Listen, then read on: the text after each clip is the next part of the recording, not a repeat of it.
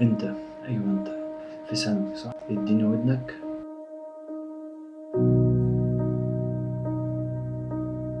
عارف كويس اوي انك عندك ضغوطات من اهلك والامتحانات المصرية ومقارنات من السوشيال ميديا وخوف من المستقبل بيخليك قلقان وصعب انك تركز، ودايما في نوبات توتر، وده بيخليك دايما تدور على الحل السهل، انك تغش او انك تسرب الامتحان وتذاكره، وده كارثة ليك مش لحد تاني.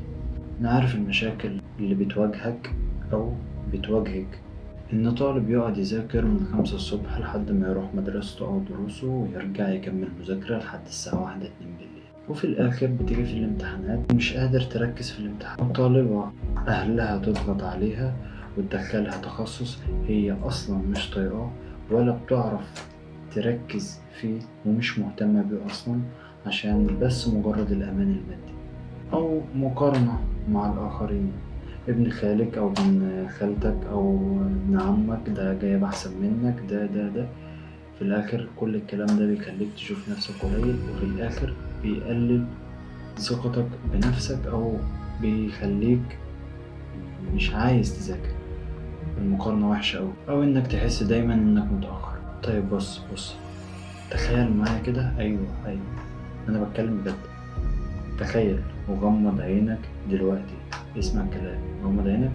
تخيل انك عديت الثانوي ودخلت كلية ودرست فيها المواد اللي هي 4 أضعاف المواد اللي عندك، مع 4 أضعاف صعوبة المواد بتاعت الثانوي، ونجحت فيهم.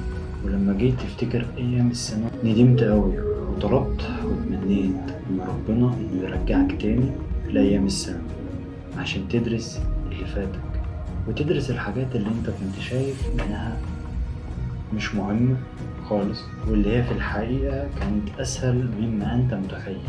تخيلت؟ طيب فتح عينيك بقى دلوقتي، أديك حققت أمنيتك ورجعت بالزمن، أديك أنت دلوقتي في الثانوي، المفروض تذاكر الحاجات السهلة قوي اللي أنت مذاكرتهاش. يلا قوم، مستني ايه؟ شوف، كنت هنسى حاجة مهمة.